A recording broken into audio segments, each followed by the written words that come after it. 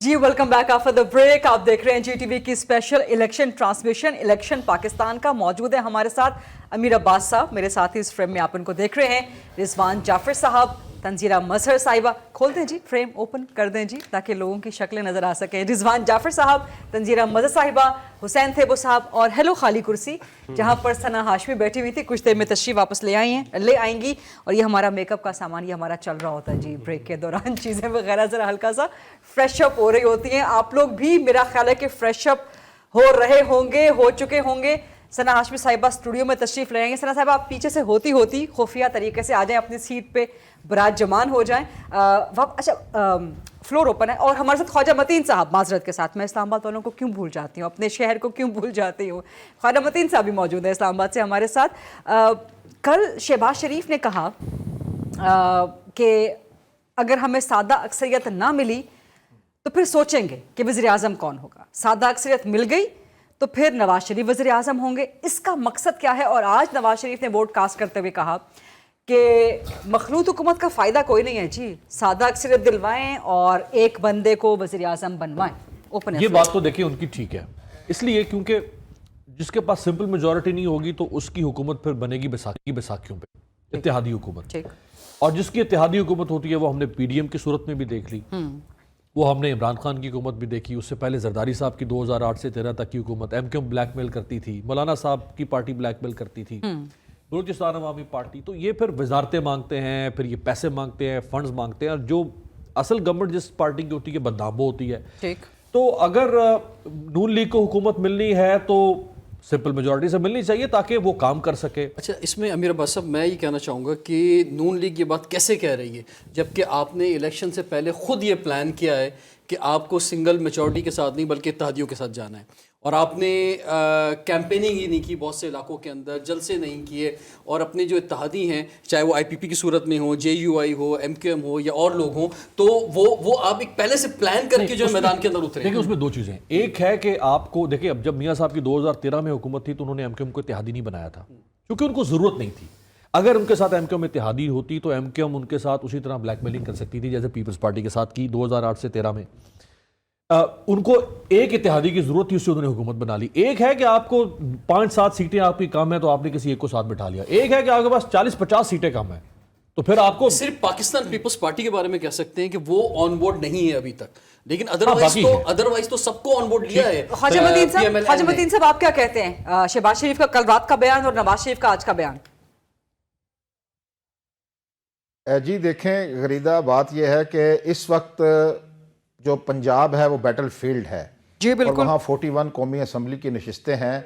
तो जिस माहौल में इस वक्त PMLN इलेक्शन लड़ रही है, जैसे कि कहा गया कि उन्होंने किसी दूसरे सूबे में कंपेन नहीं की, सिर्फ पख्तूनख्वा में गए हैं, न सिंध का दौरा किया है, न बलूचिस्तान का मियां नवाज शरीफ ने दौरा किया है।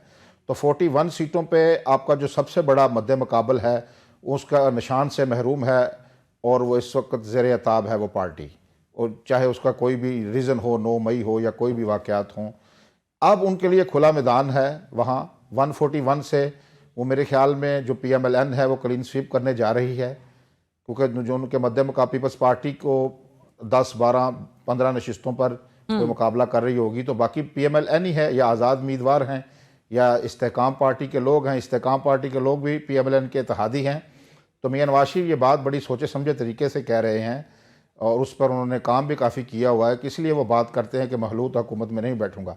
लेकिन ये बात अभी कबल अज़ वक्त है, ये सारी ख्वाहिशात हैं और हमारे तजिए और अमकानात पे बात कर रहे हैं। जब बेल्ट पे बॉक्स खुलेंगे, वोटों की गिनती होगी तो ये चीज़ जो हमारे अंदाजे हैं ये कितने दुरुस्त साबित होते हैं, इसको हमारे नाज़रीन देख रहे हैं। वो बताएंगे कि किस किस का अंदाज़ा कितना सही निकला, किसका गलत निकला। तो इस तरह सिंध में भी साफ नज़र आ रहा है पीपल्स पार्टी क्लीन स्वीप करने जा रही है। वहाँ MQM में सिर्फ कराची और हैदराबाद में भी कुछ नशिस्तें लेंगी, GDA की वो पोजीशन नहीं है। इस तरह नज़र आ रहा है कि बलूचिस्तान में वो एक स्प्लिट मैंडेट होगा लोगों के पास, वहाँ 16 नशिस्तें हैं। इसी तरह पख्तूनख्वा में बड़ा दिलचस्प मुकाबले देखने को मिलेंगे, वहाँ 45 नशिस्तें हैं NA की।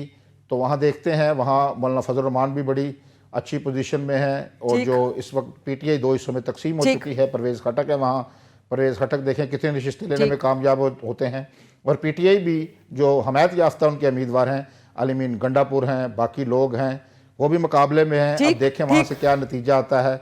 ANP भी मैदान में मौजूद है और जो मंजूर पश्तीन की कराची पार्टी है, कराची वो भी, में कराची उनकी में भी शिकायत आई MQM थी कि हमारे को बड़ा तालिबान ने कब्जा कर सरप्राइज लिया। देगी और लाहौर में बिलावल भुट्टो साहब बड़ा सरप्राइज दे सकते हैं। देंगे मैं नहीं कह रही इस वक्त, क्योंकि इलेक्शन में लोगों ने अभी निकलना है। तंजीला अहमद साहिबा जो हम बात कर रहे हैं कि जी सादा अक्सरियत दें, फिर वज़ीर आज़म बनेंगे, ना मिली तो फिर बाद में सोचेंगे।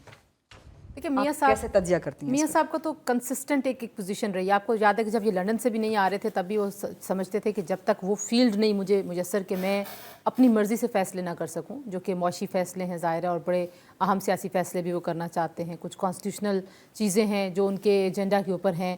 सो उनकी ज़ात की हद तक तो मुझे लगता है कि ये ख्वाहिश होगी कि वो मेजॉरिटी वाले प्राइम मिनिस्टर बन के आएँ और फैसले करने में आज़ाद और खुद। लेकिन जब ये सोच है तो क्या इस सोच का इम्पैक्ट मिलिट्री रिलेशनशिप के साथ पड़ेगा? बिल्कुल पड़ेगा ना। क्या पड़ेगा? इसलिए कि मियाँ साहब जो हैं फिर वो खुद बॉस बनेंगे, मियाँ साहब बॉस बनेंगे। फिर प्रॉब्लम होगी। मियाँ साहब जो हैं वो फिर प्रॉब्लम होगी। मेरा नहीं ख्याल कि वो उस तरह का कोई वन पेज चाहेंगे जैसा खान साहब को दरकार था। मियाँ साहब ने जो सिविल मिलिट्री रिलेशनशिप में एक मौक़िफ़ लिया, लोगों को बेशक लगता है कि उन्होंने अपना बयानिया छोड़ दिया, लेकिन जो लोग उनको पुराना जानते हैं उन्हें पता है कि वो बयानिया छोड़ा नहीं, उन्होंने मुफाद के तहत छोड़ देते होते हैं। थोड़ी देर के लिए छोड़ा है नहीं, लेकिन वो I think he believes in that. मेरा ये असेसमेंट है उनके बारे में कि ही बिलीव्स इन दैट। ठीक, लेकिन मुफाद के मुताबिक अपने आप को मोल्ड भी कर लेते हैं, उनकी शख्सियत की खूबी है। ये इस पर डिबेट करेंगे आगे चल के। ये हम न्यूज़ ब्रेक की तरफ जा रहे हैं या वापस आएंगे? न्यूज़ ब्रेक की तरफ जा रहे हैं जी। ट्रांसमिशन को थोड़ा सा ब्रेक लगेगा। 3 बजे मेरा ख्याल है कि न्यूज़ बुलेटिन है। 4 o'clock हम वापस हाजिर होंगे GTV की स्पेशल इलेक्शन ट्रांसमिशन, और जो पॉइंट अमीर अब्बास साहब ने छोड़ा है यहाँ से पिकअप करेंगे। टर्न आउट के करीब करीब पहुंच चुके होंगे हम। 1 घंटा उस वक्त रह गया होगा इलेक्शन की पोलिंग खत्म होने में। So over to newsroom, news bulletin and 4 o'clock इंशाल्लाह हम सब आपको मिलते हैं। Stay with us, stay with GTV।